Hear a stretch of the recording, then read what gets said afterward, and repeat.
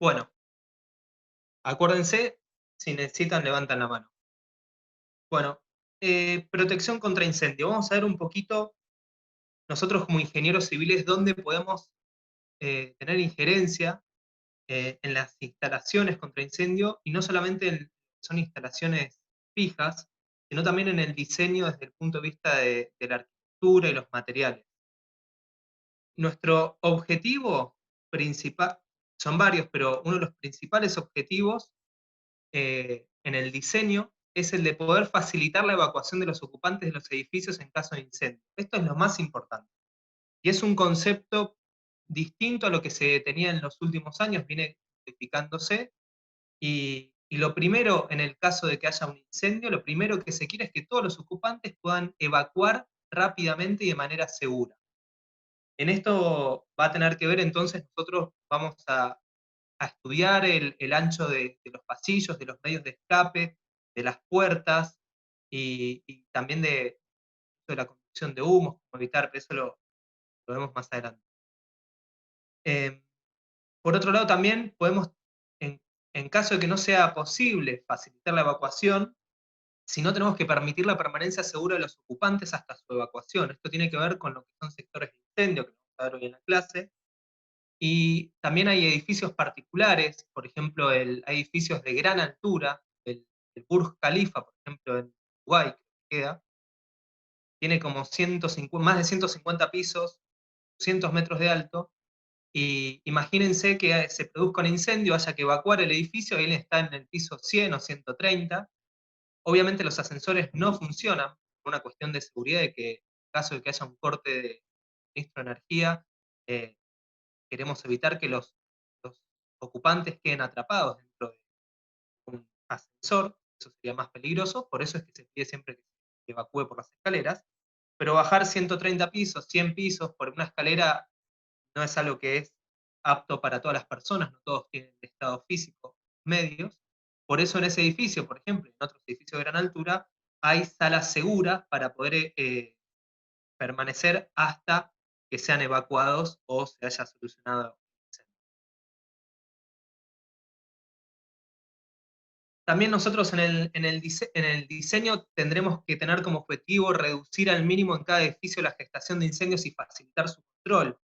Ya vamos a ver, por ejemplo, que para evitar la gestación de los incendios tendremos detectores de humo, tendremos también rociadores automáticos que se prenderán ante el caso de elevadas temperaturas y apagarán el principio de foco de incendio, o los detectores de humo estarán conectados a una central de alarma y darán aviso a los bomberos y aviso al resto de los ocupantes del edificio para que puedan evacuar. Y tendremos que evitar la propagación del fuego, los humos y los gases tóxicos tanto al resto del edificio como a los edificios linderos.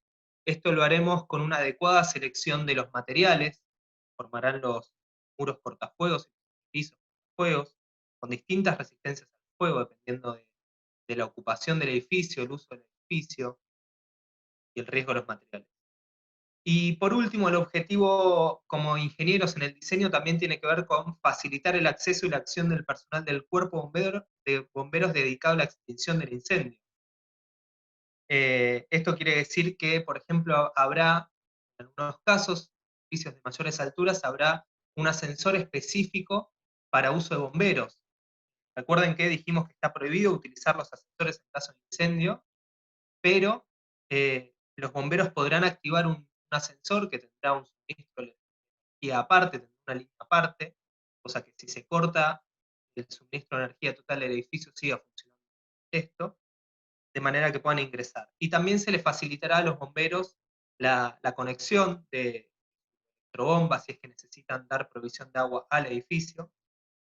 Y bueno, todo esto tiene que ver un poco con por qué nosotros nos importa la protección contra incendio y qué podemos hacer desde el lugar de diseño. Ahora vamos a pasar a ver un poquito lo básico. ¿Qué es una combustión? Es una reacción química de oxidación violenta que genera calor, llama y humo. Y básicamente tenemos que tener tres cosas que, que generen la combustión. Por un lado, el combustible ya sea un combustible líquido, sólido o gaseoso, ya veremos, pero tiene que haber algo inflamable que funcione como combustible. Tiene que haber un calor, una energía de activación, y tiene que haber un comburente, que el caso más típico para nosotros es el oxígeno, porque se encuentra presente en el aire. Si estas tres cosas se combinan, se comenzará un incendio que además va a reaccionar en cadena. El foco de incendio va a generar más calor que encadena mayor combustión. Entonces, la manera que nosotros, conociendo esto, la manera que nosotros, cualquiera va a tener para apagar un incendio va a ser actuar sobre cualquiera de una de estas tres situaciones. Si nosotros podemos sacar el oxígeno del foco de incendio, se apagará el incendio. Si podemos sacar el calor, también. Y si podemos quitar el combustible, si tienen dudas, acuérdense, levantan la mano y me hacen.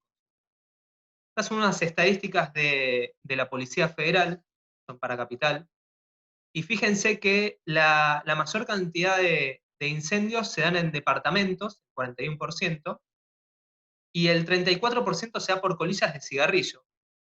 Aunque no lo crean, el cigarrillo es peligrosísimo, especialmente en la cama. Hay gente que fuma en la cama, si lo hacen no se los recomiendo para nada. Se puede caer una colilla, una ceniza encendida, o pueden quedarse dormidos, y al caer en las sábanas, en el colchón, se genera una reacción en cadena que después es muy difícil de controlar. El 33% de los causales de incendios son los accidentes eléctricos, y acá también tenemos nosotros responsabilidad, porque cuando estamos interviniendo en una obra es muy importante que el electricista que está llevando a cabo la instalación eléctrica sea un electricista matriculado. Eso es importantísimo, no cualquiera puede eh, realizar un tendido eléctrico. Podemos tener problemas por sobrecarga, por carga de tensión, que eso genere derretimiento de las líneas, o genere chispas por un contacto con metal, o por una incorrecta puesta a tierra, o falta de masa, y eso puede generar incendios. La chispa puede saltar a cualquier lado, puede saltar una cortina, un sillón, y rápidamente. Y fíjense que pasa bastante. De hecho, en el edificio donde yo vivo hace unos años pasó, y un departamento sin. Y quiero que sepan también que en general en los siniestros, la mayoría de las fatalidades no se produce por quemaduras ni por contacto directo con el fuego, sino que se produce por asfixia. Los humos tienen la capacidad de muy rápidamente dispersarse, son obviamente tóxicos porque no permiten que respiremos oxígeno. Por eso es muy importante también la correcta evacuación de humos, que ya no vamos a dar más adelante. Y los mayores costos también, tocó trabajar como perito luego de algunos incendios en industrias, y los mayores costos suelen ser también por el humo. Eh, el humo mancha, quizás el incendio se produce en un local, pero el humo viaja y llega hasta otros locales, y cualquier local que esté en contacto con humo va a tener que ser pintado nuevamente, lo cual ya ahí genera bastantes costos. Y además el humo está caliente. He estado en una fábrica, por ejemplo, donde se produjo, en la parte industrial, se produjo un incendio de una máquina, y las oficinas que estaban a 2 pisos y unos 100 metros de distancia, unos 50 metros de distancia, en las oficinas los monitores se habían derretido, las cosas de plástico, las viromes, las sillas se habían derretido por el calor, y era producto del humo. Por eso la importancia de la correcta evacuación de los humos y mantener las vías de escape libres. También grandes costos asociados a los incendios tienen que ver con el agua de los bomberos, que utilizan para apagar. Ya nos metemos un poco a ver los combustibles, dijimos que podían ser sólidos, líquidos o gaseosos. Los sólidos, por ejemplo, textiles o madera, arden después de haberse calentado lo suficiente para desprender los vapores. Por ejemplo, fibras textiles, materiales plásticos, orgánicos, metales combustibles. Los líquidos, que en nuestro caso probablemente sean quizás combustibles, si tenemos un generador eléctrico o si estamos en un ambiente industrial, eh, son vapores desprendidos en contacto con el ambiente, naftas, alcoholes. La peligrosidad depende del área. ¿Por qué? Porque en realidad lo que sucede es que no arde el líquido, sino que arden los vapores, ¿sí? Entonces, a mayor superficie específica, mayor peligro. Y después tenemos los combustibles gaseosos, nada para agregar de eso. Y nosotros clasificamos los fuegos en 4 clases, las clases A, B y C y D. La A tiene que ver con los materiales que tienen su origen en materiales sólidos, los B tienen que ver con origen en combustibles inflamables, y los C equipos de baja tensión, los equipos eléctricos de baja tensión. ¿Por qué baja tensión? Porque nosotros dentro de los edificios vamos a estar trabajando baja tensión. Para alta tensión no se ve nada en esta manera. La clase D es una clase de metales particulares, ¿sí?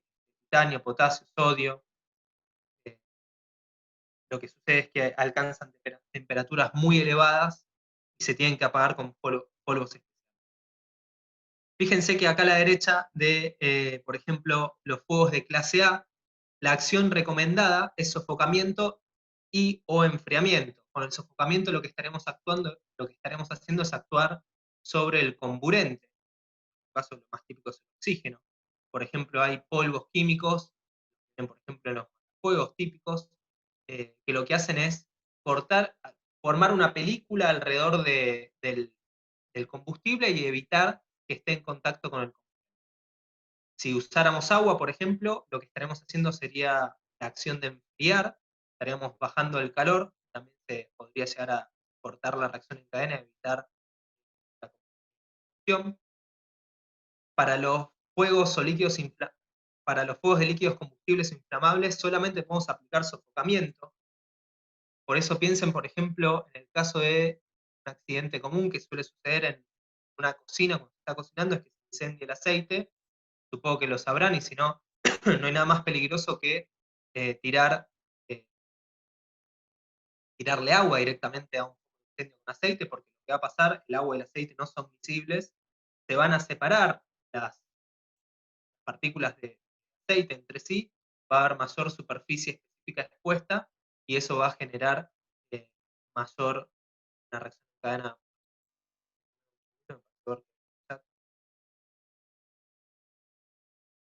Me dicen que se está escuchando entrecortado. A ver, denme un segundito. Gonza, Perdón. Sí, si podés cortar el video, que capaz que mejora. dale, denme un segundito.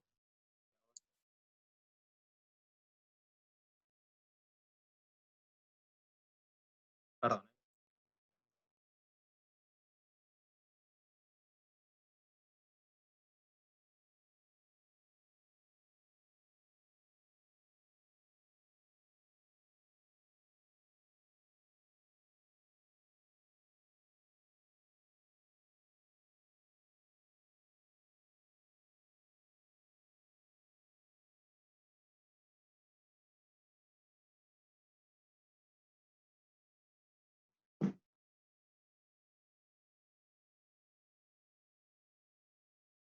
Disculpen. Ahí estoy de vuelta. Interrúmpanme, por favor, si se escucha cortado de nuevo. Tratando de abrir el...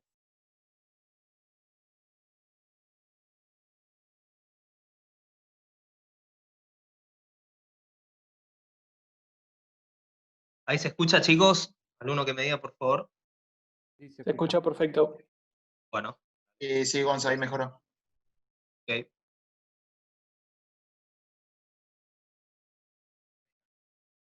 A ver a los participantes.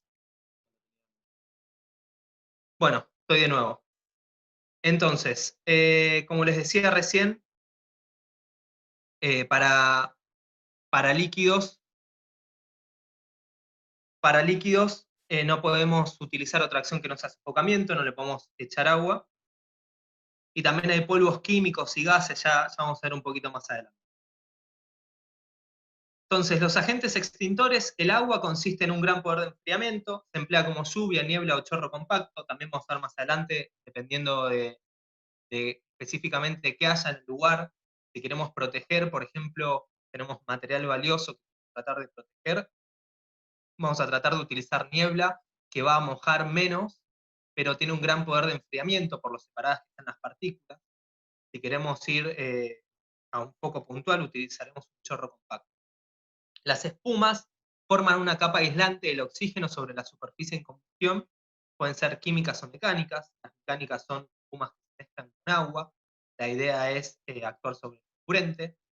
El dióxido de carbono o anhídrido carbónico tiene la misma función, que es desplazar el oxígeno en la superficie en combustión. Y también habrá polvos, que son sustancias químicas sólidas en estado pulverento, y también se interpone entre el aire y la sustancia en común. Acá está un listado de toda la normativa que nos es de interés, en específico el Código de Edificación de la Ciudad de Buenos Aires y los reglamentos técnicos anexos. Ambos, el Código de Edificación y los reglamentos técnicos, son nuevos del año pasado, funcionan en vigencia el año pasado, y están actualizados y subidos al campus virtual, al aula virtual.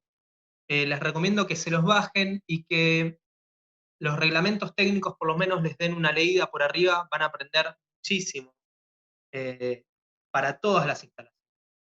Por lo menos las instalaciones sanitarias, reglamento técnico, están basadas en la norma de la norma de la ex obra sanitaria en la ciudad. También tenemos la Ley Nacional de Higiene y Seguridad, el decreto reglamentario 351/79 del año 79, aporta varias cosas interesantes, vamos a hablar un poquito de eso. Tenemos la ley 5920, el sistema de autoprotección, recomendaciones, las normas CIRAM, que en su mayoría, no todas, pero muchas están basadas en las normas NFPA, que son las normas americanas. Las normas, estas son realmente útiles si a ustedes algún día les toca trabajar en la vida profesional con algo de incendio, les recomiendo que se basen también en las normas.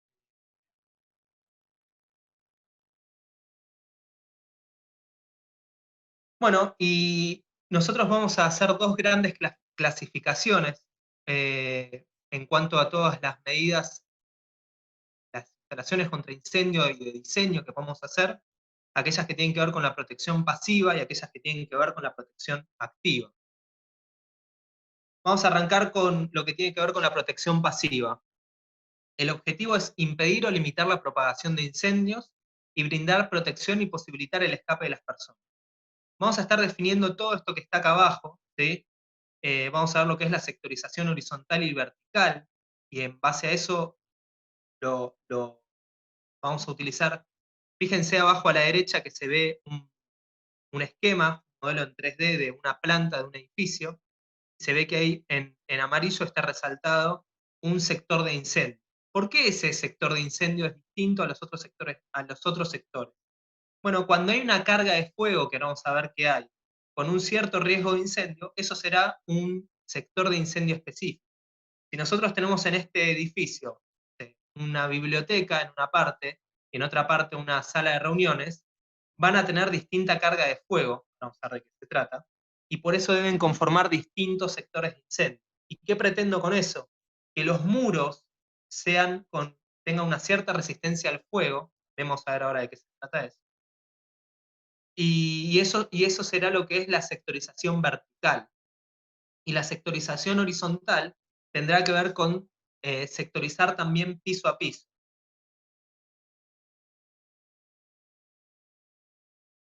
Entonces, acá lo que tenemos es, pasamos al siguiente concepto, que es carga de fuego. La carga de fuego, en definitiva, se calcula con esta fórmula que tenemos acá a la izquierda, que es el peso de madera equivalente. ¿Y qué quiere decir eso? Que vamos a llevar. Si tenemos una biblioteca, por ejemplo, vamos a tener que calcular toda la carga de fuego que tenemos como el peso de madera equivalente dividido la superficie del sector de incendio. ¿Sí? Si imagínense que tenemos, en una habitación tenemos 1 kilo de madera, fíjense que tendríamos el peso de los materiales combustibles, 1 kilo, multiplicado por el poder calorífico, el de la madera es 4.400. Si lo dividimos por 4.400, el peso en madera equivalente de 1 kilo de madera es obviamente 1. Entonces lo que intentamos hacer es llevar todo a peso de madera equivalente y después lo dividimos por la superficie y nos va a dar la carga. Tenemos abajo una fórmula que es una fórmula empírica, donde D es el tiempo en horas de duración del incendio, más o menos 0,02 por la carga de fuego. Esto tómenlo entre pinzas, es una primera aproximación, si algún día lo llegan a necesitar. De todas maneras, para los cálculos que vamos a ver hoy no se necesita, pero si algún día lo llegan a necesitar, tómenlo con pinzas para una primera aproximación e investiguen dónde. Después tenemos lo que son los riesgos de incendio, que tiene que ver, los riesgos de incendio se llaman, son leves, moderado grado 1, moderado grado 2 o de alto riesgo.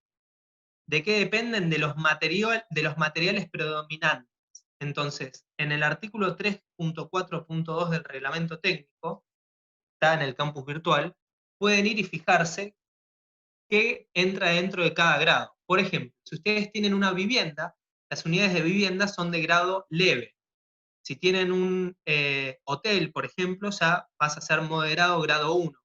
Si tienen un depósito, podrá ser moderado grado 1, grado 2 o de alto riesgo, dependiendo de qué es lo que haya dentro del depósito. No es lo mismo tener dentro del depósito botellas de agua que tener dentro del depósito, por ejemplo, botellas de plástico vacías, o tener materiales textiles, o tener algodón, que sería de alto riesgo. Entonces, el artículo 3.4.2 nos dice, dependiendo del uso y de lo que haya dentro de ese local, el riesgo de incendio. ¿Y por qué nos sirve eso? Porque después tendremos que ver lo que es la resistencia al fuego, que en definitiva lo que es la resistencia al fuego es el tiempo que puede aguantar un determinado material manteniendo sus propiedades tales como la estabilidad, la estanqueidad, el aislamiento térmico, la no emisión de gases. Por ejemplo, si decimos que tenemos un muro o una puerta con resistencia al fuego F30, quiere decir que durante 30 minutos espero que ese muro o esa puerta cumpla su función y sirva como retardador del fuego. Y la resistencia al fuego va a estar en función del riesgo y la carga de fuego, por eso tenemos que ver el riesgo y la carga de fuego. En el nuevo reglamento, por ejemplo, nos dice que, imagínense, acá a la derecha tenemos elementos horizontales, elementos soportantes horizontales. Puede ser, por ejemplo, una losa de entrepiso. Una losa de entrepiso va a tener que tener una resistencia al fuego entre FR 120 y FR 30, dependiendo del tipo de edificio. Un edificio tipo A van a estar 120 minutos, va a tener que resistir la losa durante 120 minutos el paso del fuego, y el calor, y el humo, los gases, y un edificio tipo E va a resistir 30 minutos. ¿Y de qué depende que sea un edificio tipo A o B? Eso también sale de esta tabla, de acá. Tanto esta tabla como la anterior están en el reglamento técnico de los códigos, del código anexo al código de edificación. Fíjense que, por ejemplo, si tenemos una vivienda hasta 50 personas de más de 7 pisos, estaremos en el caso B, por ejemplo. Y a la derecha tiene condiciones específicas, ¿sí?, que nos dice respecto a la protección pasiva y la protección activa. Por ejemplo, si la altura es de más de 27 metros, necesito una conexión al tanque sanitario. Después vamos a ver más adelante.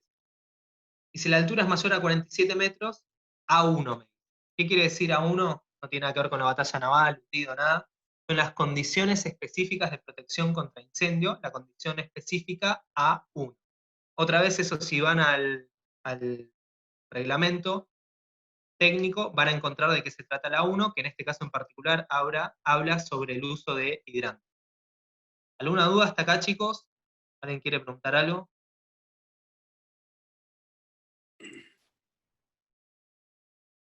¿Y alguien que trató de hablar? Sí, yo para una losa no sé cómo es que uno calcula la losa para 120 minutos de duración contra un fuego. La realidad es que nunca lo he visto eso en el cálculo. Bien, hay que tenerlo en cuenta. Es algo que hay que tenerlo en cuenta.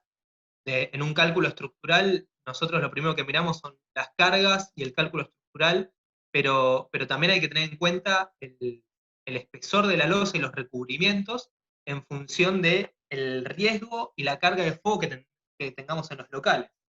Imagínense que si tenemos un riesgo alto, con una carga de fuego elevada, y tenemos una losa que no es suficientemente resistente al fuego, vamos a estar rompiendo nuestro sector de incendio. O sea, el fuego va a estar pudiendo pasar al nivel inmediato superior y no se consideraría un sector de incendio aparte como debe ser. Entonces, obviamente lo más importante para poder hacer más resistentes al fuego los elementos de hormigón armado tiene que ver con el recubrimiento. El hormigón es mucho más resistente al fuego de lo que es el acero, por eso el recubrimiento es tan importante. No sé si Santiago con eso responde.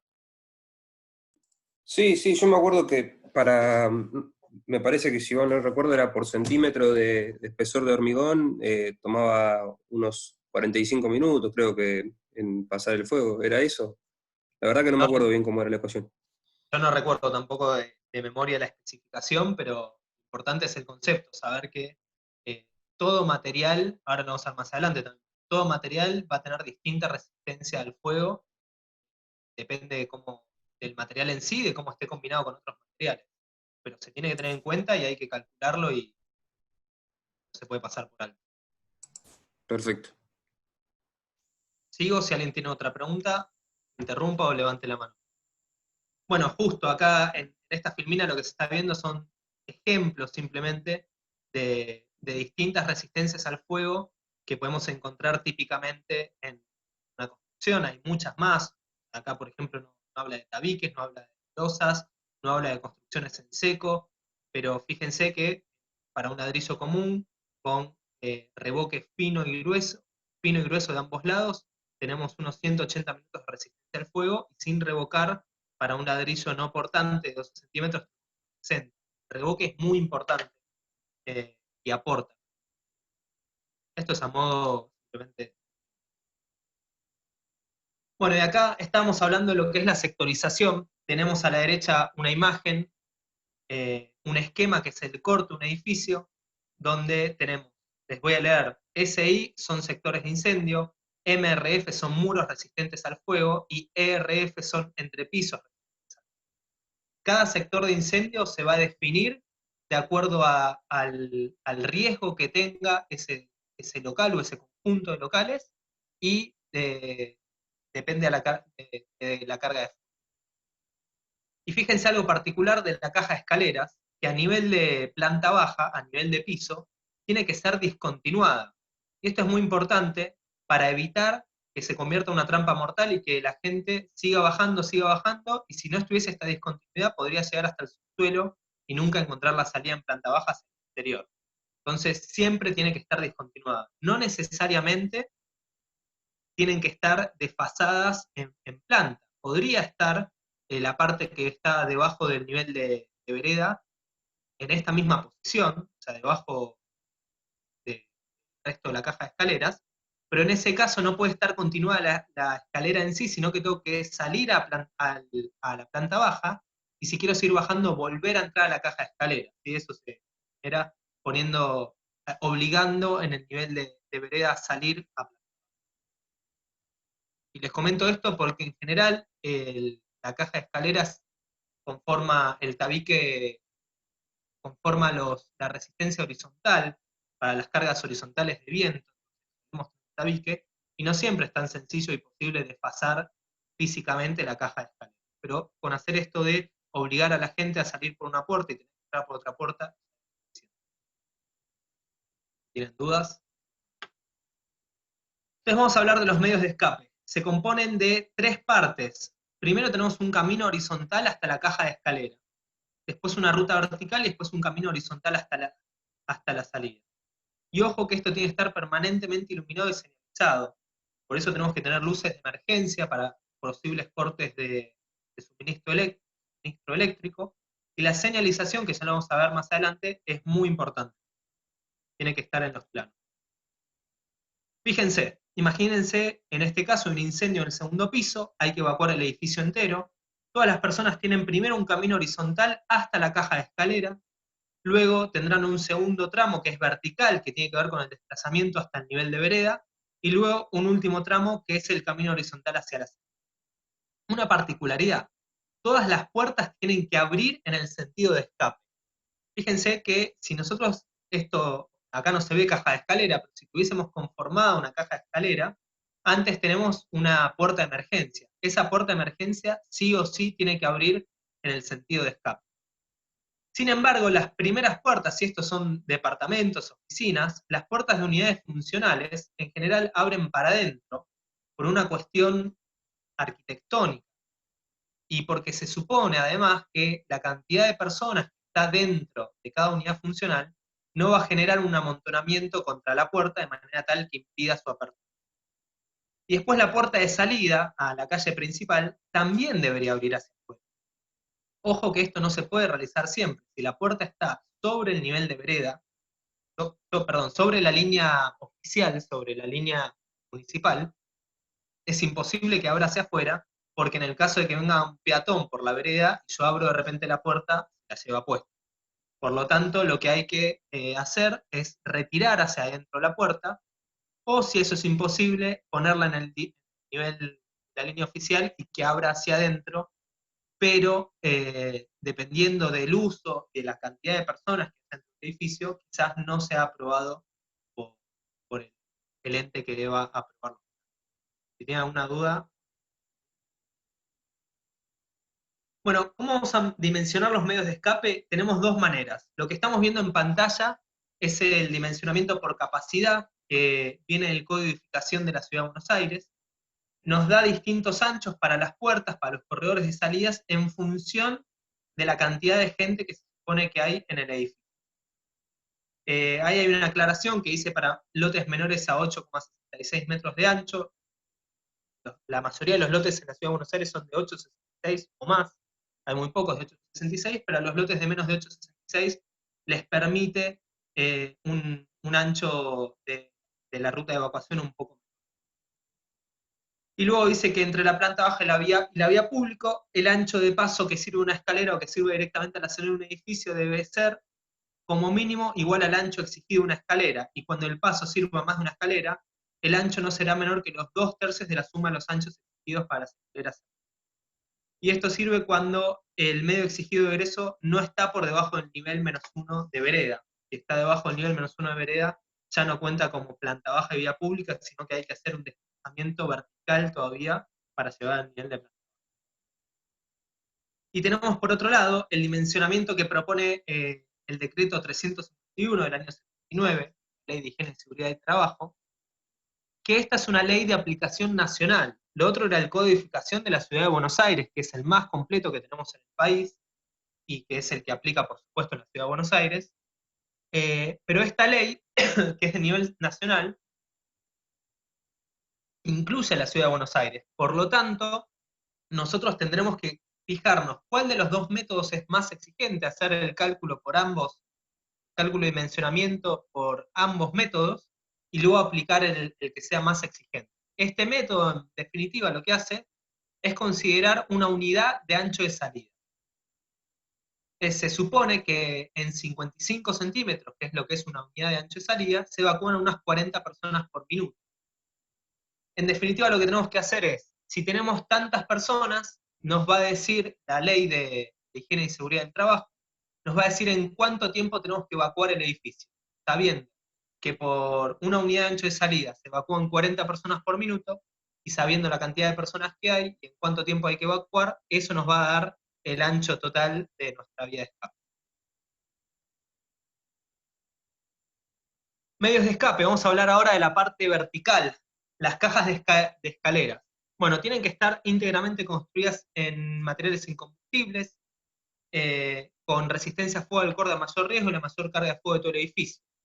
Importante, en ingresos por puertas de doble contacto, ahora vamos a ver qué es eso, de igual resistencia al fuego que la caja de escaleras, y las cuales tienen que abrir hacia adentro de la caja sin invadir el ancho de circulación. También lo vamos a ver ahora.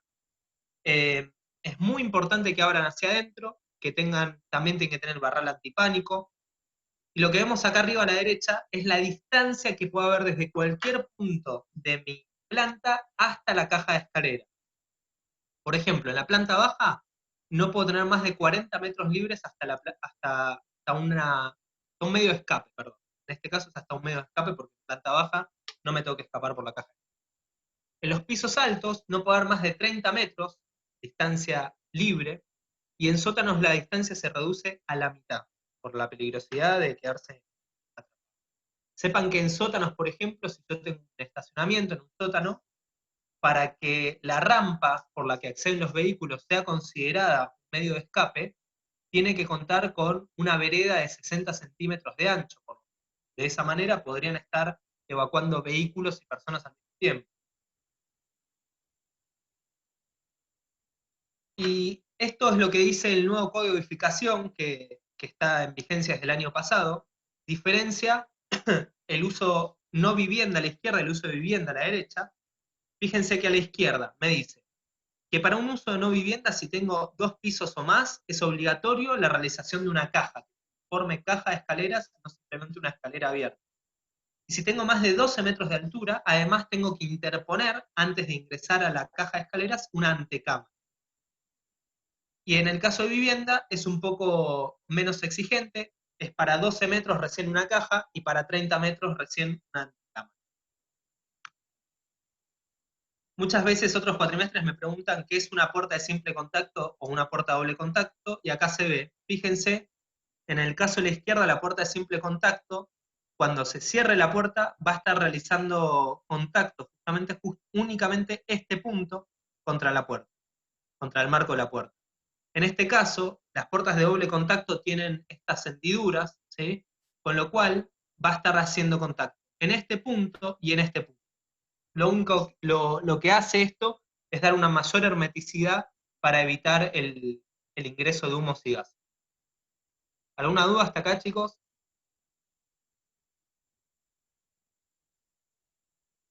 Bueno, No. digo. Un poquito más de medios de escape. Las escaleras auxiliares o exteriores solamente pueden ser utilizadas como segundo medio de escape. ¿Qué quiere decir? Que si yo voy a tener una única ruta vertical, tiene que ser con una caja de escaleras, si es que lo pide, pero tiene que estar interna al edificio. Pero imagínense que estoy en un piso alto y tengo una planta tan grande que supera los 30 metros desde algún punto de la planta hacia la caja de escaleras. Esa segunda escalera que estoy poniendo para reducir la distancia hasta un medio escape vertical, sí puede ser exterior y pues, bueno, el material que quiera, puede ser metálica, podría llegar a ser de hormigón también, pero solamente como segundo medio escape. Las escaleras verticales o de gato están permitidas únicamente en sótanos. Las puertas giratorias no cuentan como medio de escape, por eso van a ver en todos los edificios que tengan puertas giratorias, van a ver que al costado también están las puertas normales, que no son giratorias, por una cuestión de escape y por una cuestión de accesibilidad a personas con movilidad reducida. Y los ascensores no son medios de escape, aunque existen algunos especiales para los bomberos. A partir de, no me acuerdo qué altura, pero cierta altura, tiene que haber obligatoriamente un ascensor especial para poder ser utilizado para ascender el cuerpo de bomberos en caso de... Como dije, tiene que tener una conexión eléctrica. Bueno, acá estamos viendo un plano típico que tiene que estar en todos los edificios, un plano de evacuación, en que está a la vista, lo pide la Defensa Civil, y nosotros vamos a tener que hacer lo mismo. Desde todo sector de incendio se tiene que poder acceder a una ruta de evacuación que cumpla con esas 3 partes. De hecho, en estos planos, este es el plano de evacuación, que no es lo mismo que el plano de incendio, como van a ver en el trabajo práctico por la cátedra, pero fíjense que también se coloca en la posición de los fuegos, también se va de los pulsadores de alarma manuales. ¿Bien? Vamos a hablar un poquito ahora de la evacuación de humos y gases.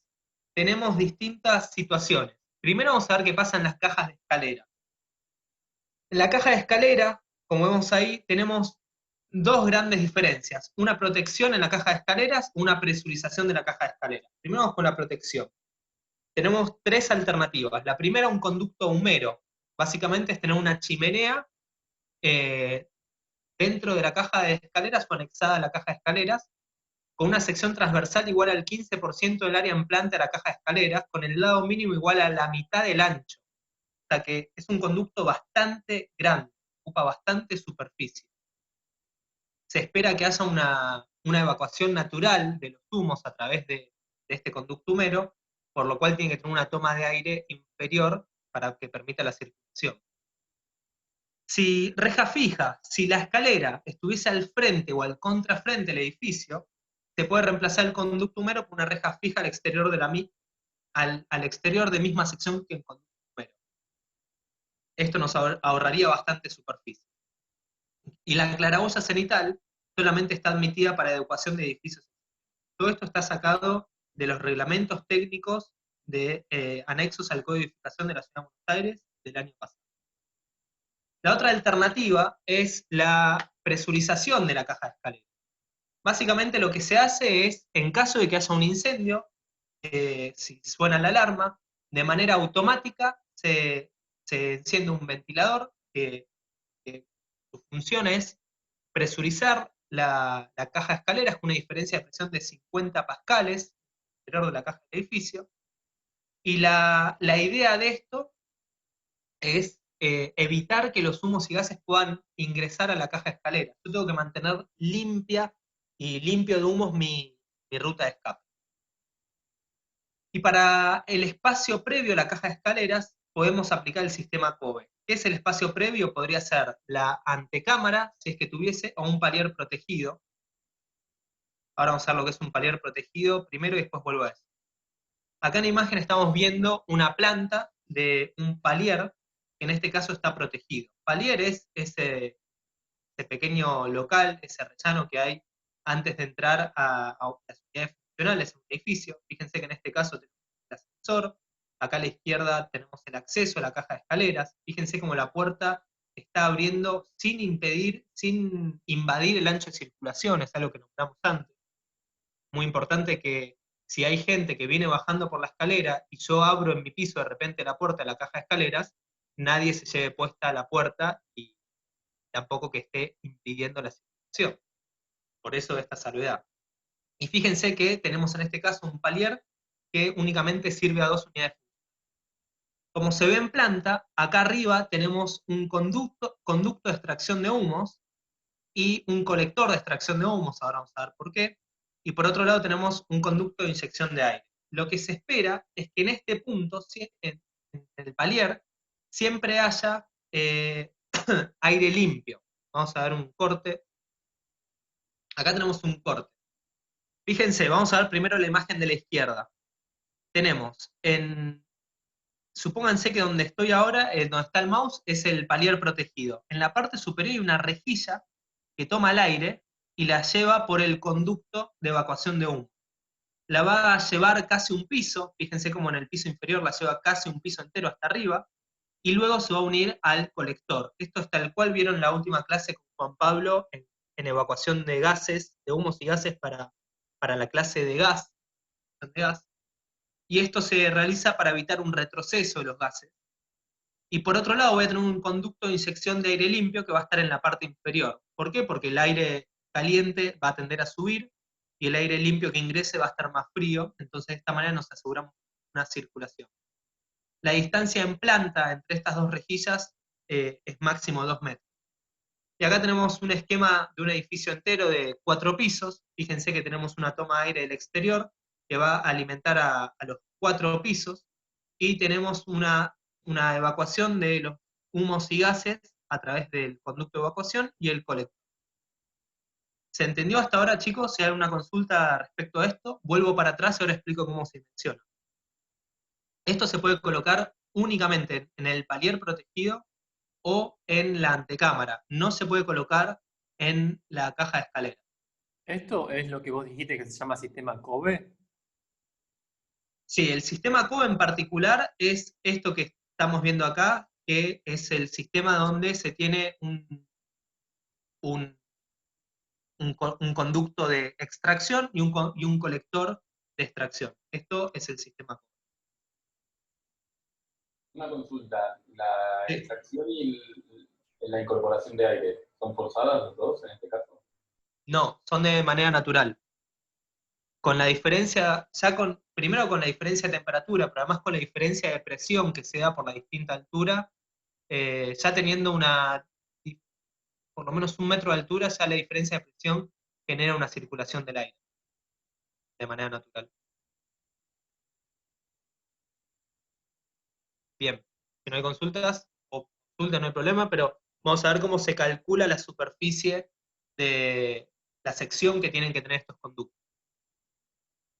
Primero, y atención porque esto lo acabo de modificar hace un rato, si habían bajado ustedes en la presentación del campus virtual, esto tiene una pequeña modificación, acá faltaba multiplicar por 1/4, ya lo subí en el campus virtual, actualmente la versión que está es esta, la actualizada, pero se los aviso por si ya la habían bajado.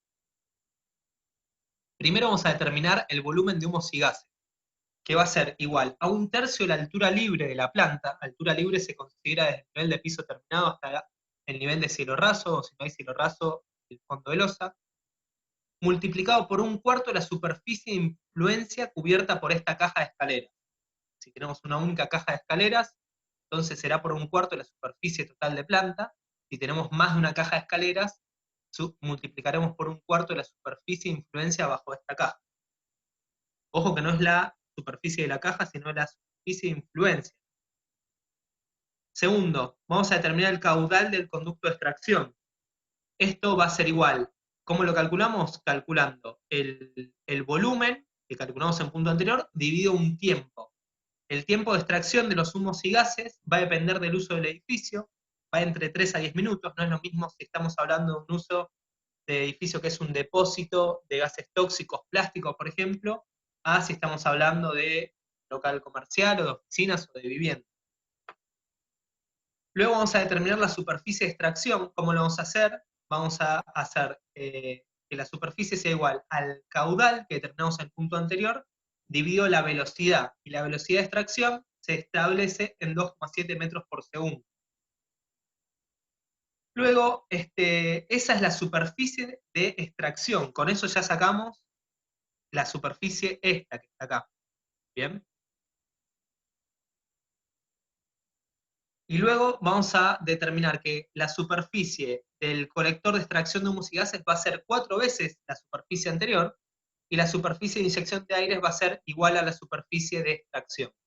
Con eso ya tenemos todo lo necesario y pudimos calcular todas nuestras superficies para este sistema. ¿Alguna duda, chicos? ¿Alguna consulta?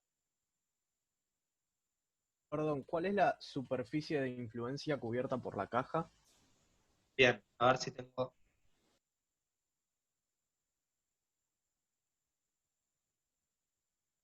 Bueno, no tenemos mucho, justo en este caso no hay. Imagínense que en este caso tenemos, esta es la Facultad de las Heras, no sé si la reconocen.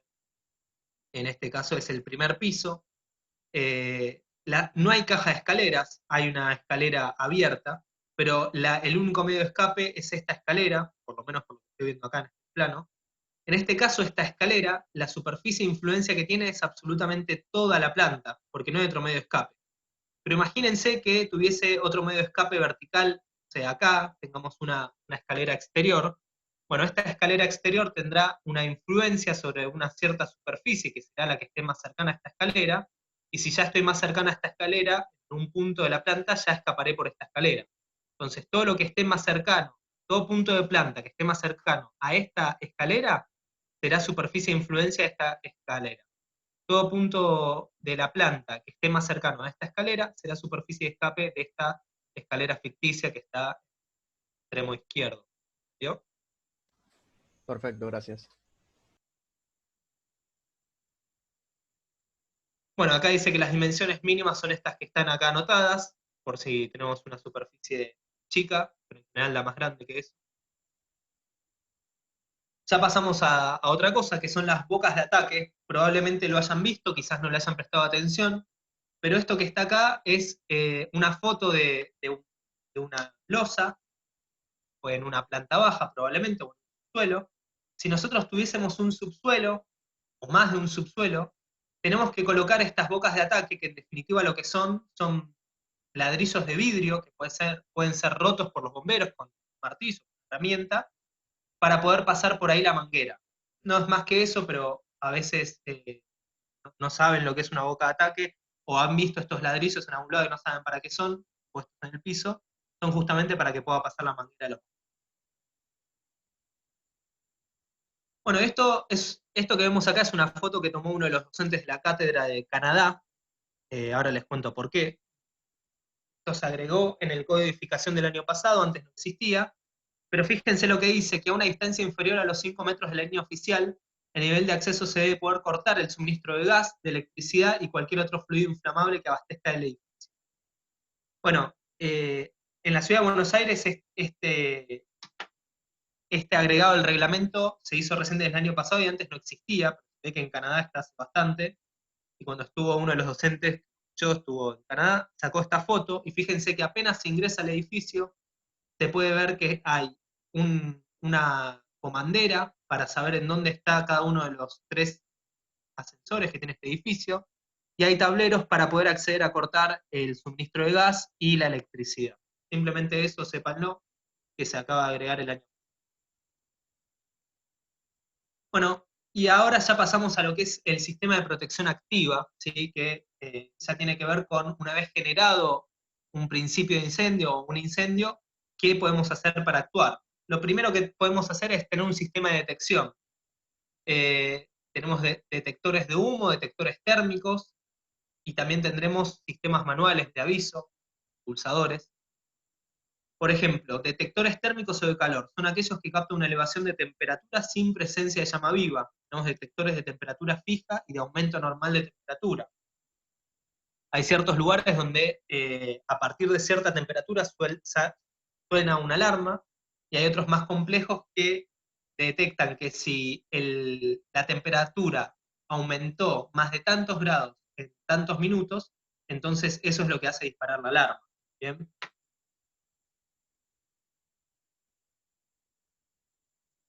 Después tenemos detectores de humo, los más típicos son los fotoeléctricos, también tenemos los de ionización. Acá a la derecha hay un esquema que explica cómo funcionan los sistemas fotoeléctricos. En definitiva tenemos un diodo emisor de luz, LED, que fíjense que está todo el tiempo emitiendo luz, y si no hay partículas de humo, el sensor de luz no va a estar recibiendo ninguna luz porque está escondido, pero en caso de que haya partículas de humo va a haber luz reflejada, que va a hacer que el sensor de luz esté recibiendo luz, y eso va a dar señal de alarma. También tenemos detectores de llama, hay infrarrojos, ultravioletas, ¿sí? Y estos sistemas de detección funcionan combinados, o sea, al principio, cuando hay un inicio de incendio, lo que tenemos es una detección a través del humo, y después tendremos detectores de chispa o de llama, y después también tendremos detectores de temperatura.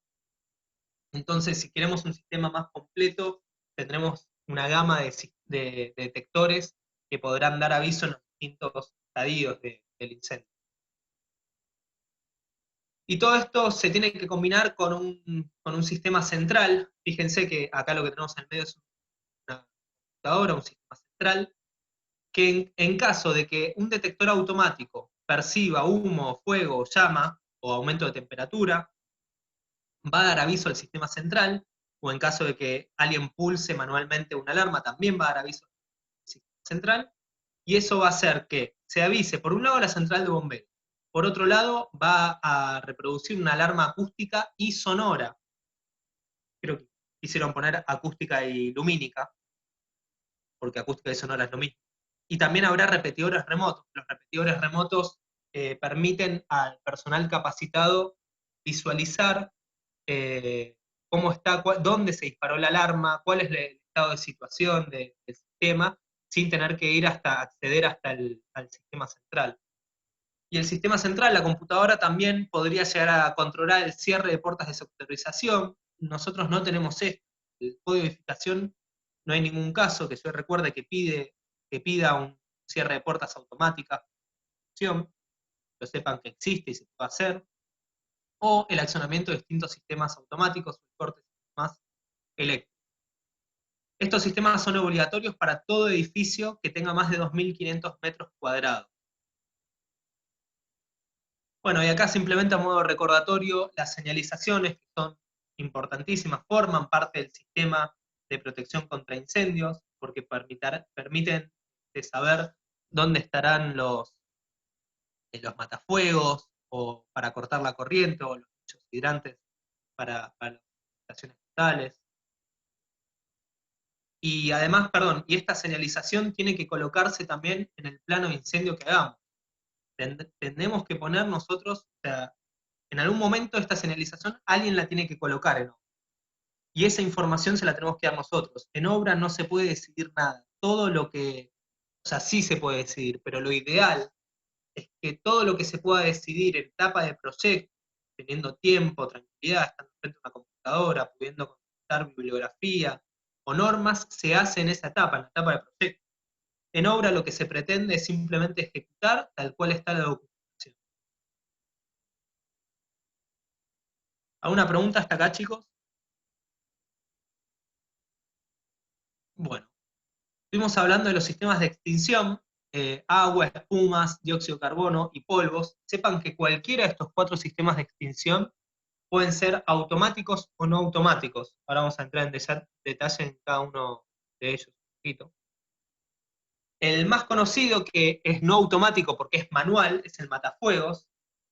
Y en definitiva, ustedes lo que tienen que saber para calcularlo es que tiene que haber un matafuegos cada 200 metros cuadrados. Tampoco pueden estar separados uno del otro, no me acuerdo si eran 20 o 30 metros en línea en trayectoria libre, ¿sí? O sea, yo tengo que poder realizar menos de, y esto no lo recuerdo, fíjense después el reglamento técnico, pero tengo que poder realizar a lo sumo 20 o 30 metros y ya encontrarme con un matafuego. Acá hay una pequeña leyenda que indica cómo utilizar el matafuegos. Básicamente sacar el edificio de seguridad, apuntar siempre a la base del fuego. Esto es algo importante que les quiero decir.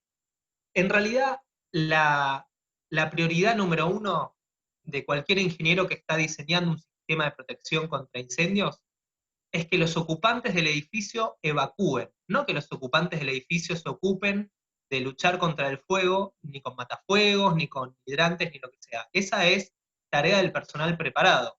Yo personalmente nunca tuve que usar un matafuegos, pero imagínense en una situación de incendio, de estrés y de alarma, de repente tener que usar un matafuegos. Lo más probable es que las personas salgan corriendo. Obviamente eso dependerá del tamaño del incendio y de la capacidad de la persona.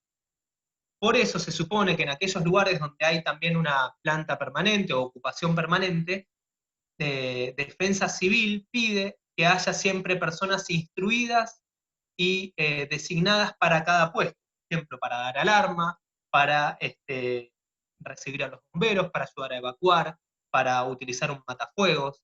Se supone que hay que hacer una instrucción anual y un simulacro anual que tiene que estar firmado por un responsable de seguridad e higiene y que tiene que ser supervisado por Defensa Civil. No siempre se realiza, pero eso está en el codificación y se pide.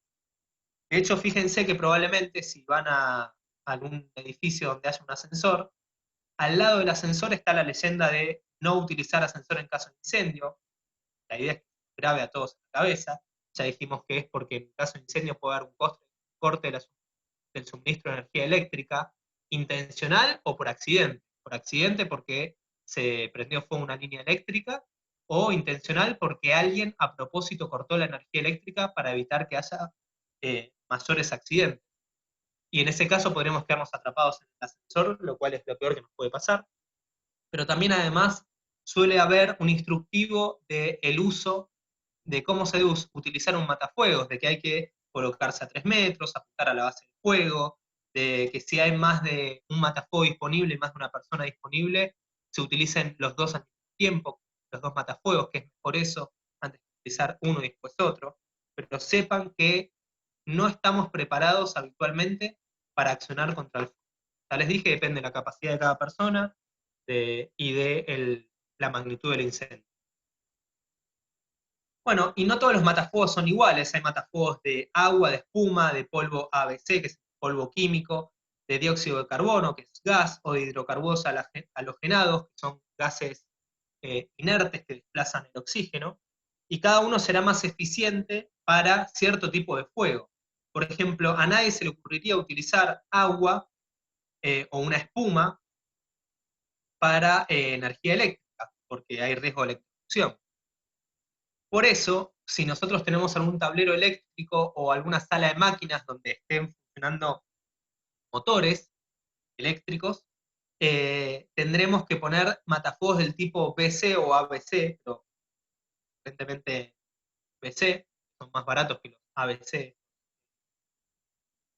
de Alon, que van a ser mucho más eficientes que utilizar uno de espuma o un polvo ABC. ¿Bien? Fíjense que este es muy eficiente y el típico el ABC, es solamente eficiente para la energía. ¿Alguna consulta hasta acá, chicos? Bueno, pasamos al otro sistema de extinción no automático, muy difundido en los edificios, que es el de los establecimientos fijos, o también llamados hidrantes. Establecimiento fijo o hidrante es lo mismo, y es esto que ven acá abajo. Otra vez, se supone, no sé ustedes, pero yo nunca utilicé un hidrante, nunca tuve instrucción para utilizar uno.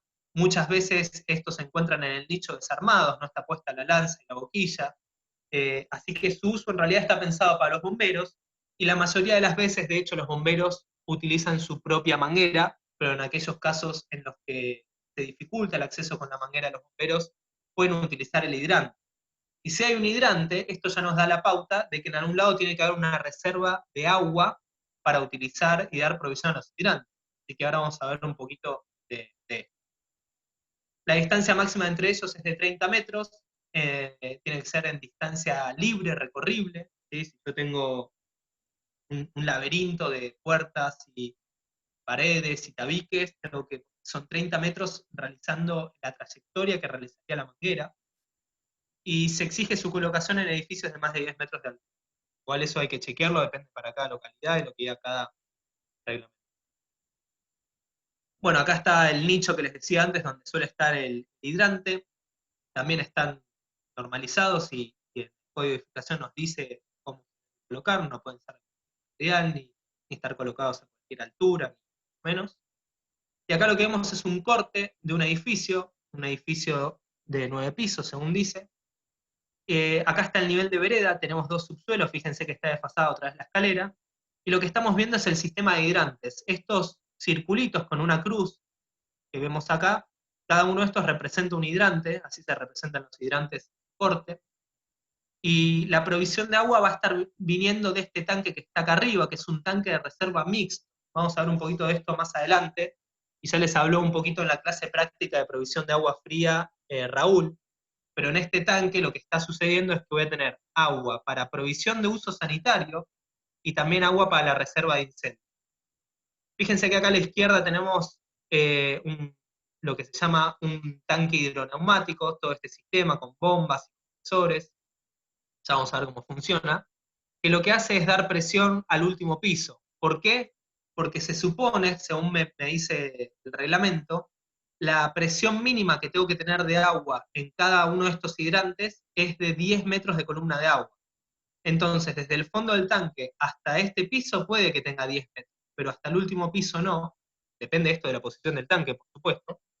Así que en ese caso tendré que colocar un sistema que dé presión, que obviamente también tiene que estar alimentado por energía eléctrica con una línea independiente, en caso de que se corte la energía, que se pueda seguir. Vamos a ver un poquito más adelante de todo esto que está acá arriba. Y fíjense que acá abajo dice boca de impulsión. Esta boca de impulsión es para que los bomberos puedan conectar su electrobomba, ¿sí? Viene el camión de bomberos que tiene dentro un tanque lleno de agua, y los bomberos tienen que poder conectarse acá para darle provisión de agua a todos estos hidrantes en caso de que el agua que esté en este tanque se haya agotado. ¿Bien? Esto es lo que ustedes suelen ver en los edificios en el frente. Van a ver que hay una chapa que dice bomberos, suele ser una chapa pintada de rojo con letras doradas que dice bomberos, tiene que estar sobre la línea oficial.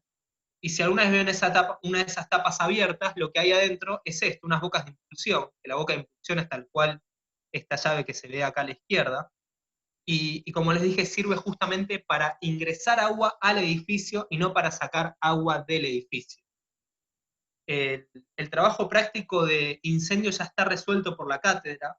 El martes que viene no, sino el otro, hay un grupo de ustedes que lo va a exponer, una media hora, van a exponer ese trabajo práctico y contar cómo se resolvió ese trabajo práctico, y ahí les van a mostrar claramente por qué el agua puede estar entrando al edificio y nunca puede salir del edificio.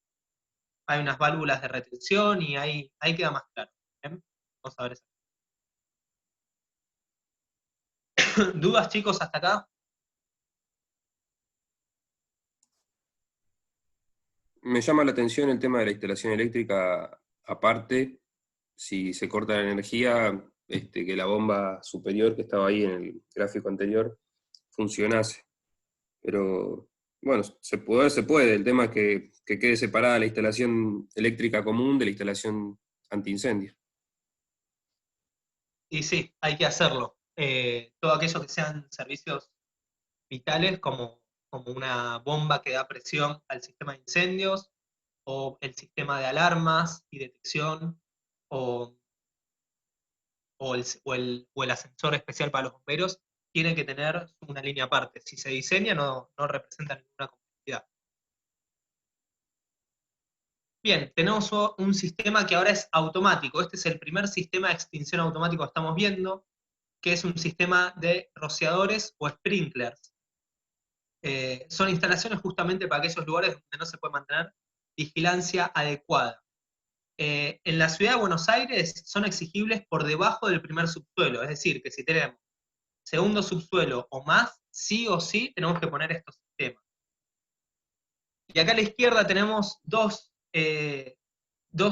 rociadores típicos. El de la izquierda funciona como un fusible bimetálico. Lo que hay acá en esta posición es un metal que por diferencia cuando hay un aumento de temperatura, por diferencia de los metales, se va a partir este fusible, y al romperse el fusible va a permitir que el agua salga por el rociador. Y en el caso de la derecha lo que tenemos es un sistema con ampolleta. Acá hay una ampolla en el medio. Fíjense que acá a la derecha se ve, casi todos los que estamos viendo son con ampolla. Estos que tienen algo rojo, esa es la ampolla, o algo azul o verde. La ampolla tiene un líquido volátil que con un aumento de temperatura se expande, rompe la ampolla, y al romperse la ampolla permite el paso de agua. Fíjense, esto les quería mostrar. Fíjense acá hay una foto de alta velocidad, donde está la ampolla intacta, la ampolla se rompe, se libera la tapa del rociador y comienza a salir el agua. ¿Esto qué quiere decir? Por un lado quiere decir que el agua va a salir saliendo hasta que alguien, ya sea los bomberos o el encargado de mantenimiento del edificio, quien sea, cierre una llave de paso. Hasta que alguien no cierre la llave de paso, va a seguir saliendo agua y se va a inundar, o se va a mojar por lo menos, todo lo que esté debajo del rociador. Y lo segundo que quiere decir esto es que eso que pasa en las películas, de que alguien se quiere escapar en las películas, se quieren escapar de las clases en el colegio secundario, van y hacen tocar la alarma y de repente se abren todos los rociadores del colegio, entonces hay que evacuar el colegio. No pasa, no existe, es ficción. ¿Por qué? Porque solamente se va a activar el rociador que detecte un aumento de temperatura y que rompa la ampolla o que rompa el fusible del bimetal. Entonces puede ser que se me activen un grupo de rociadores si hay aumento en esa zona de temperatura, o incluso que se active uno solo y eso ya sea suficiente para apagar el incendio. ¿Bien? Y esto que está acá es un esquema típico de un sistema de rociadores. En este caso, la fuente de alimentación viene de Obras Sanitarias de la Nación, o lo que sería AISA, y esto ya no va más, está prohibido que la alimentación sea de la red. La alimentación ahora tiene que ser sí o sí de un tanque. Vamos a ver si un tanque individual o de un tanque mixto, como dijimos antes. Pero bueno, esta diapositiva quedó, y de paso me sirve para comentarles esto, de que ya no puede venir más de la red. ¿Por qué? Porque AISA no puede asegurar una presión suficiente en todo momento para que los rociadores funcionen correctamente. Fíjense que a la entrada hay un detector hidráulico. Lo que hace este detector hidráulico es que si se rompe una de las ampollas o uno de los fusibles, empieza a circular caudal de agua por el detector, y eso da una alarma, da un aviso de alarma. Y también una válvula de retención que lo que está haciendo es permitir ingresar el agua en este sentido, pero no permite que el agua retroceda, ¿sí? Por una cuestión de contaminación y porque además en caso de que los bomberos se conecten a la boca de impulsión, lo que queremos hacer es que el agua llegue hasta los rociadores, no que el agua se nos escape hacia el tanque o a la fuente de alimentación. Las cañerías en general son de hierro galvanizado, los accesorios de fundición maleable o de acero. La cañería puede ser mojada, seca o mixta. Cañería mojada quiere decir que todo el tiempo tengo agua dentro de estas cañerías, pero supongan que estamos en un lugar donde las temperaturas pueden descender por debajo de los 0 grados. Eso quiere decir que puede haber congelamiento del agua, y si hay congelamiento se expande el agua y me rompería las cañerías. Entonces en esos lugares no puede ser mojada y tiene que ser seca. Y mixta fuese si una parte estuviese, por ejemplo, expuesta a temperaturas superiores a 0 grados y otra parte no estuviese expuesta. Bueno, ahí ya hablamos del fusible y esto de que hay distintos tipos de rociadores y depende del tipo de rociador la superficie en metros cuadrados que pueda abarcar. Sí, Santiago, decime, una mano levantada. Disculpa, me parece que soy el único que está rompiendo la bola. No, al contrario, no, Santiago, al contrario. Para mí lo mejor que puede pasar es que hagan preguntas. Si no hacen preguntas, es o por timidez o no sé, pero no puede ser que siempre se entienda todo. Así No, que bien. el principio del rociador básicamente es que se rompa la ampolla. En el caso de que sea la cañería seca, ¿qué cambia el método de accionamiento, por así decirlo? Bien, sí, en ese caso lo que va a suceder es que si hay, por ejemplo, más que una ampolla, probablemente sean con un bimetal que detecte un aumento de temperatura, y eso dará alarma al sistema para que se libere, en ese rociador específico se libere el caudal, y se van a mojar todas las cañerías, obviamente, va a liberar una llave de paso que haya, y se van a mojar todas las cañerías, pero el agua va a salir únicamente por el rociador que se rompió el fusible y que dio aviso en el momento de romperse. ¿Sí? Básicamente es igual que el otro sistema, pero además se agrega un sistema de aviso con una central que tiene que comandar el caudal. Está bien. Y ahora viendo justo que estaba diciendo la cantidad de metros cuadrados, o la eficiencia que tiene cada uno de los rociadores, en el cálculo del volumen de agua todavía no lo comentaste. ¿Lo vas a comentar en un ratito? Sí, ahora lo vamos a ver. Ah, listo, gracias.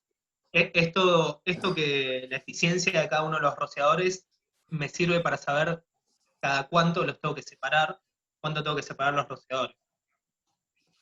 Está bien. Bien, esto ya lo hemos visto. Bueno, esto es para dimensionar. Acá dice la conexión directa a esa debe ser de 76 milímetros como mínimo. Eso no va más. Acuérdense que les dije que ya no está permitido que la conexión venga de AISA.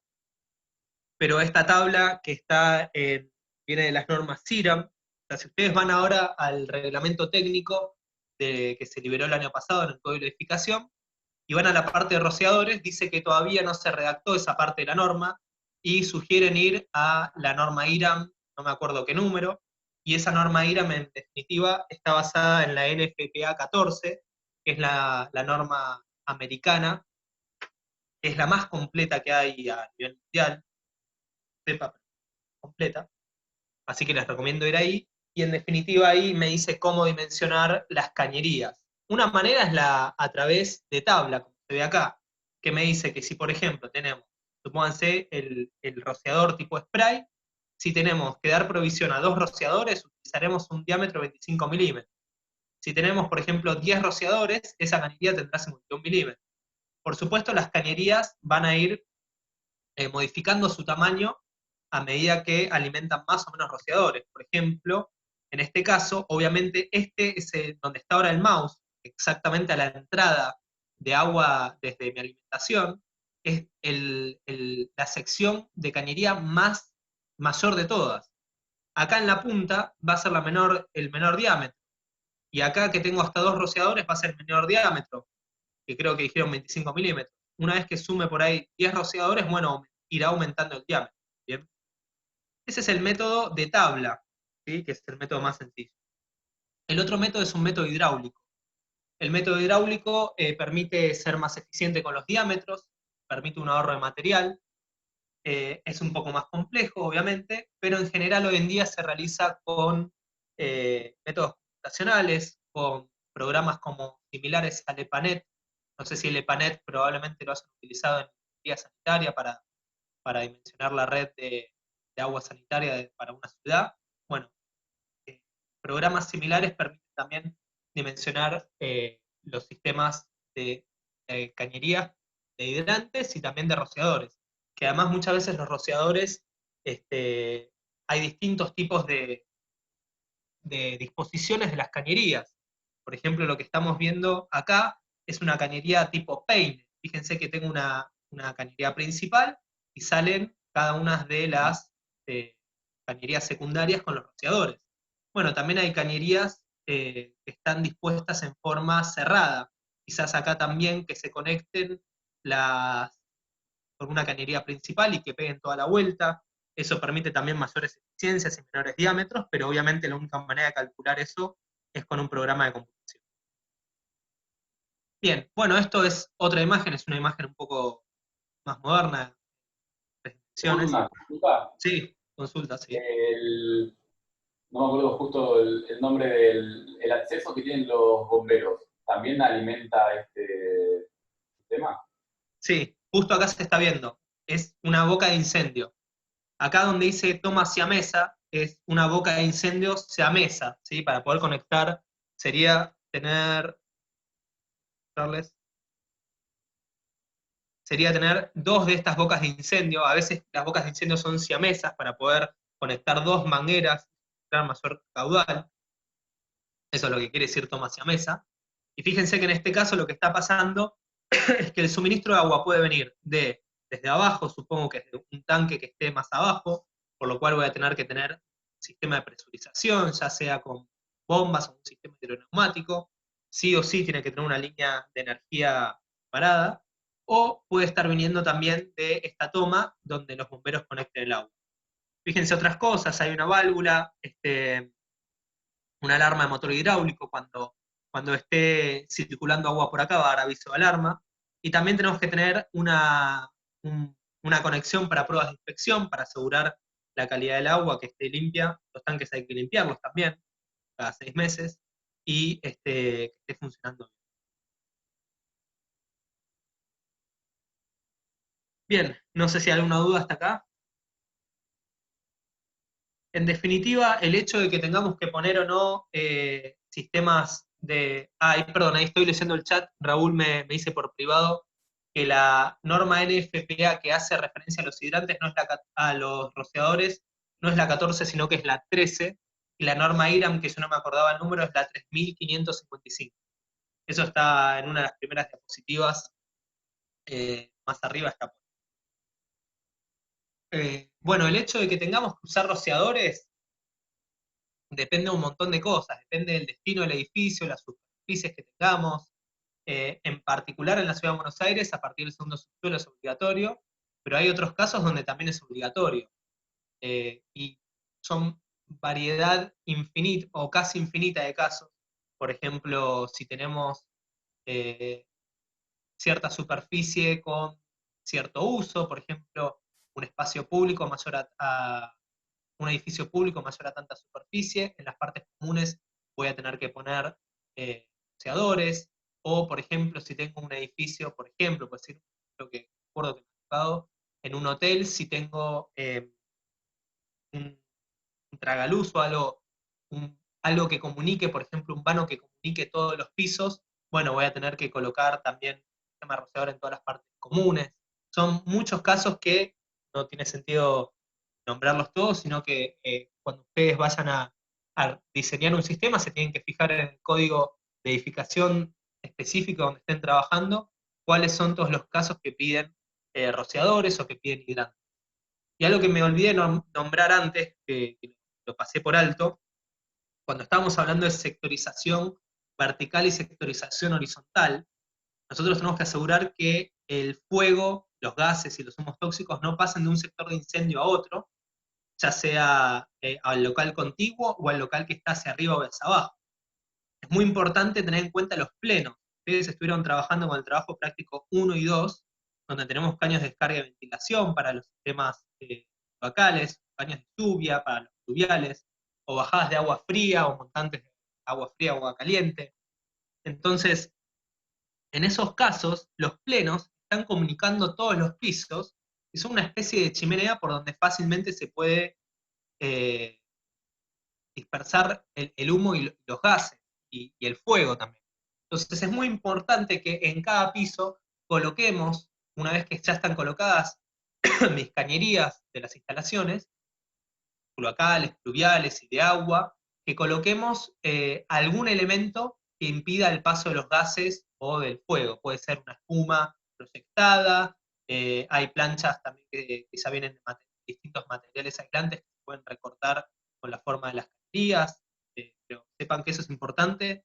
De hecho, cuando este año no lo vamos a poder hacer, pero todos los años hacemos una visita a obra, que es una visita a un edificio que ya está construido en Tiro, la zona de Catalinas, y nos comentan que tienen un edificio, si no me equivoco, pero cualquier cosa me corrija uno de los docentes, que había un edificio mellizo o gemelo que era idéntico al que nosotros visitamos, y que tuvo un problema de incendio hace varios años, y que el incendio se propagó a través de los plenos, porque no tenían puesto este sistema de sectorización horizontal.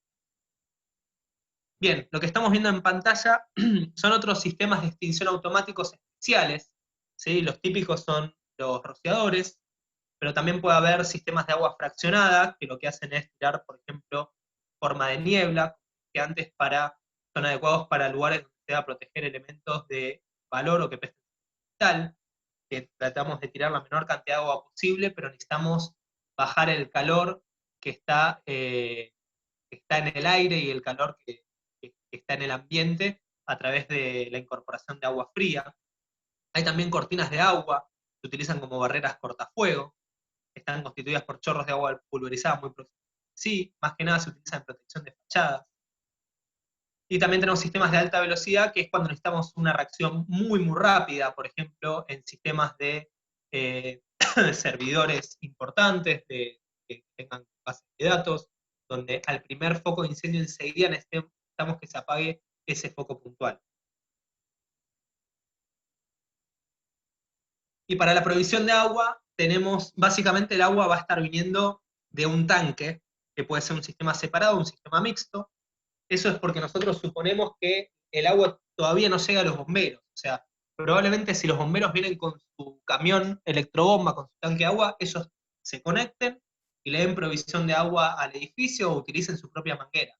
Pero hasta entonces tenemos que depender de un tanque de agua, que puede ser un sistema separado, ahora vamos a ver qué es, o un sistema mixto.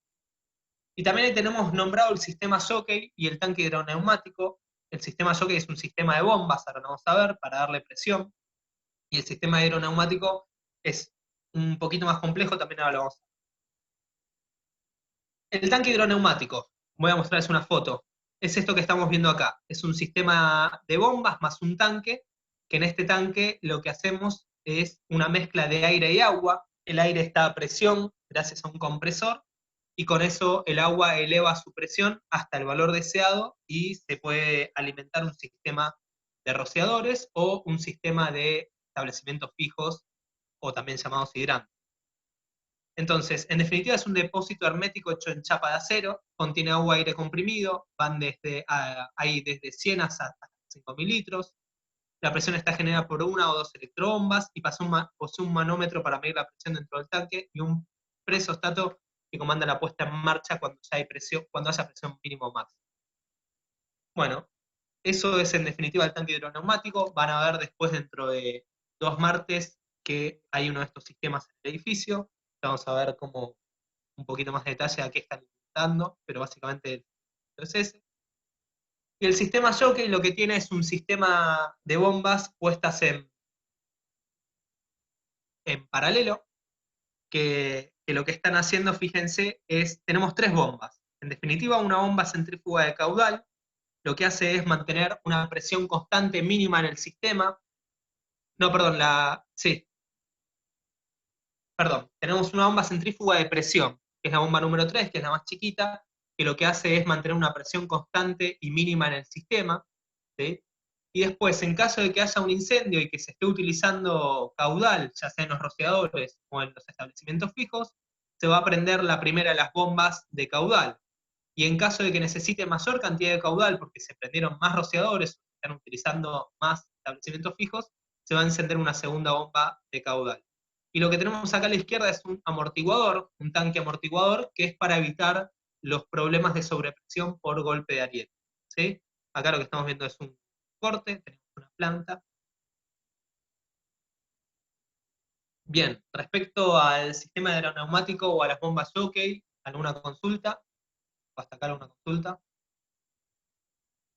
Perdón, en el sistema Jockey, ¿de dónde sacan agua? Eso no me quedó claro. Bien, ¿Tiene- sí. ¿Es Tanto un el tanque sistema también? Perdón, te interrumpí. ¿También es un tanque o es un tanque y aparte el sistema Jockey?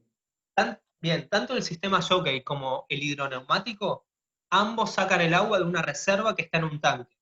Eso sí o sí, los dos. Esto lo único que hacen estos sistemas es dotar de presión a la instalación. Son dos alternativas para darle presión, pero el agua viene de una reserva que está en un tanque. Perfecto.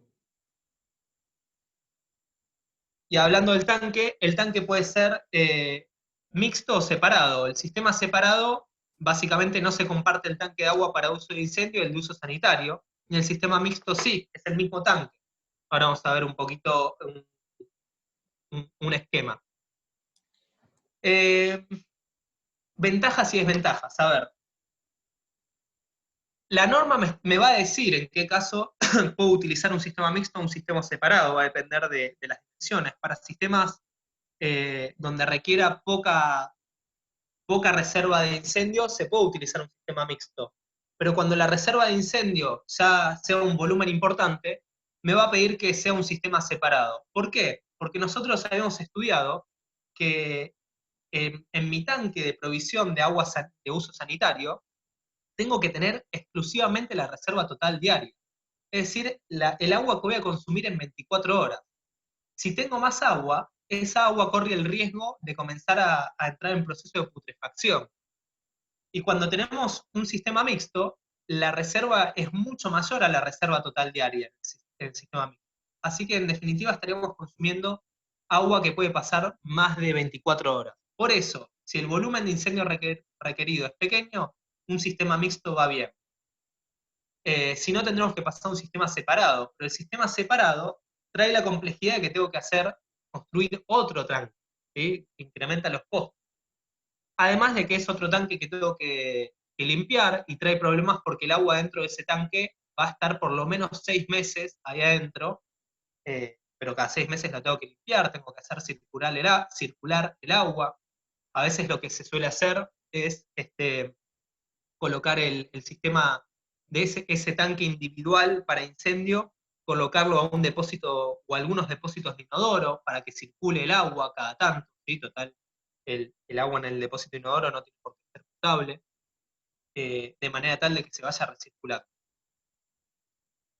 Y alguien me preguntó antes cómo se calcula el volumen de la reserva. Bueno, es en función de dos cosas. En función del riesgo que yo tenga en mi edificio y el sector de incendio. El riesgo va a ser de leve a alto riesgo, ya dijimos en función del uso que sería del edificio, en definitiva es en función de la carga de fuego, de los materiales que yo tenga ahí dentro, y dependiendo de la superficie del sector de incendio y el riesgo, me va a decir cuántos litros debo tener en la reserva de incendio. Y una aclaración, esto es nuevo, no se prohíbe, está prohibido, perdón, el agua de red. A ver qué más dice acá, en aquellas instalaciones preexistentes en que se proyectan modificaciones de uso, modificaciones de superficie cubierta, una instalación propiamente dicha, se obligará a conformar la correspondiente reserva exclusiva, desafectando la conexión previa. Y esto es muy importante. Nosotros no podemos modificar el destino de un edificio y punto. Si vamos a modificar el destino de un edificio, supónganse que teníamos un edificio de oficinas y de repente ese edificio de oficinas se convierte en depósito de archivos de papeles, por ejemplo, o se convierte en una biblioteca, ese destino tendrá que informarse y tendrá que realizarse los cálculos para ver si la reserva de incendio actual sigue siendo suficiente para este nuevo cambio. Si no es suficiente, hay que hacer las modificaciones pertinentes, porque no podemos decir, bueno, no, yo cuando diseñé el edificio, esto antes se utilizaba como una oficina y ahora se utiliza para archivo de papeles. Bueno, perdónenme. No, tenemos que adecuar el sistema, no hay excusa que valga. Y esto que estamos viendo acá es una imagen tomada del trabajo práctico resuelto por la cátedra. Dentro de 2 martes los chicos lo van a explicar a fondo, y van a explicar un poquito más, pero lo que estamos viendo es un tanque de reserva mixto, también Raúl se les habló un poquito. Lo único que quiero mostrarles es, nosotros tenemos el colector, ¿sí? Que sale agua debajo de los 2 tanques, de los 2 compartimentos, un único tanque compartimentado porque tenemos más de 4.000 litros, y el agua va a dar provisión hacia 3 lugares. Primero está esta cañería, que va a estar yendo, se los cuento yo, ustedes no lo saben porque no ven el resto del plano, pero va a estar yendo hacia los hidrantes de las plantas inferiores, y después otra parte del agua va a este sistema de acá, que es el sistema hidroneumático que estuvimos hablando recién, y que lo que va a hacer es darle presión de agua a los pisos superiores, y la otra parte va a estar yendo hasta este eruptor de vacío que luego conecta con este colector, y este es el colector que tiene todas las bajadas de agua fría para provisión de uso de agua sanitaria. Cada una de estas bajadas, si es peligrosa, tendrá su propio eruptor de vacío, y este sifón invertido que se realiza acá con este eruptor de vacío, me asegura que si el nivel de agua está por debajo de esta línea, no esté pudiendo darle provisión de agua para uso sanitario. ¿Por qué? Porque nosotros queremos que siempre este fondo que está acá, el nivel de reserva de incendio, esté disponible y que no haya manera de que me lo agote dando provisión de uso sanitario. Los chicos van a explicar un poquito mejor el funcionamiento de todas las válvulas de retención, por qué hay una válvula acá, por qué hay una válvula acá, y van a complementar todo esto que estamos viendo acá con el resto de la instalación. Pero hasta acá, ¿hay alguna duda de lo que expliqué, de lo que se ve? No, Santiago, no te escuché, no sé si dijiste que no, o... no, ninguna duda. Ok, bueno, seguimos entonces. Otros sistemas de extinción distintos para que sepan, por más de que no sean tan habituales en instalaciones, por lo menos que no sean industriales, equipos a bases de gas, equipos a bases de polvos o a bases de espuma. Nosotros hace unos años fuimos invitados por la facultad a la inauguración del nuevo hangar de Aerolíneas Argentinas, ya 3 años creo, que se inauguró en Ezeiza, es el hangar más grande de todo el país, no recuerdo, sí, de todo el país por lo menos, y tenían un sistema de equipos a base de espuma, era una espuma que se almacenaba en tanques, que luego era mezclada con agua dentro del hangar, era mezclada con agua y salía por unos conductos que parecían conductos de ventilación, si no me equivoco, eran de chapa galvanizada enormes, que lo que hacían era inundar el hangar a cierta altura, no me acuerdo hasta qué altura, creo que comprendía incluso la altura de un avión dentro del hangar, para poder apagar. Obviamente el hangar era carísimo y lo que está dentro de los hangares, que son aviones, son carísimos, así que valía la pena semejante equipo de protección contra incendio para esto. Una salvedad es que esta espuma era respirable, o sea que si había personas que habían quedado atrapadas dentro de la espuma podían respirar, así que evidentemente no funcionaba por sofocamiento directo. Aparte no. Bueno, acá lo que les contaba, por ejemplo, los equipos a base de espuma tienen un tanque donde se almacena la espuma. Estos son los elementos terminales típicos que están luego de todos esos conductos, que suelen tener unos ventiladores para poder impulsar con fuerza la espuma, la mezcla de agua con espuma. Y también existen equipos que sean a base de gas, ¿sí? Por ejemplo, gas inerte, argón, halones, que hemos visto antes. Bueno, y eso es todo por hoy. No sé si fue una clase larga con varias cosas, no sé si les quedó alguna duda.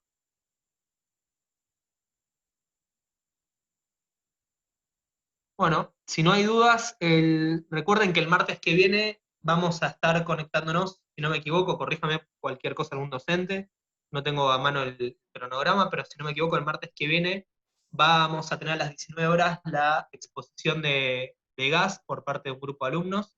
Por favor, no expliquen nada de teoría, la teoría ya se dio en las clases teóricas, la intención es que ustedes expongan cómo se resolvió el trabajo práctico, las particularidades de ese trabajo práctico y ese edificio, aplicando los conceptos, por supuesto, se vieron en la teoría, pero aplicando sobre ese edificio.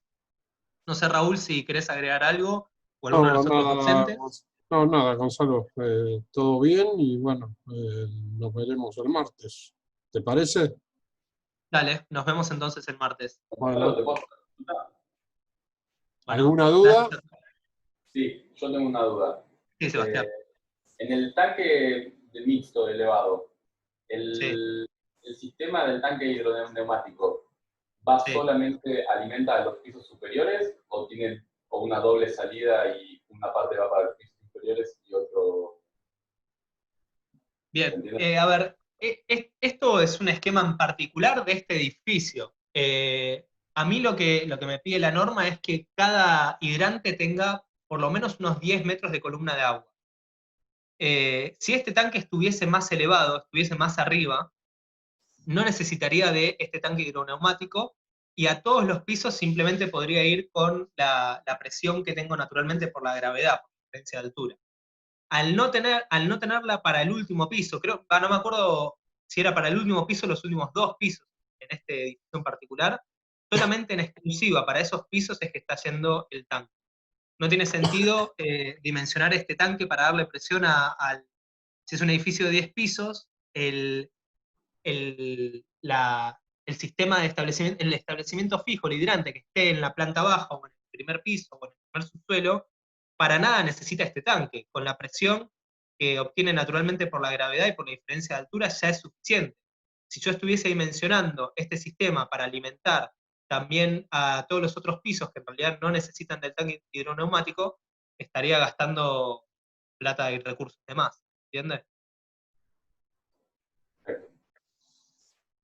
Bien. ¿Alguna duda más, chicos? Bueno, los veo entonces el martes que viene, nos vemos todos. Saludos para todos. Terminó. Chao, Gonzalo. Gracias. Hasta luego. Muchas gracias. Muchas gracias.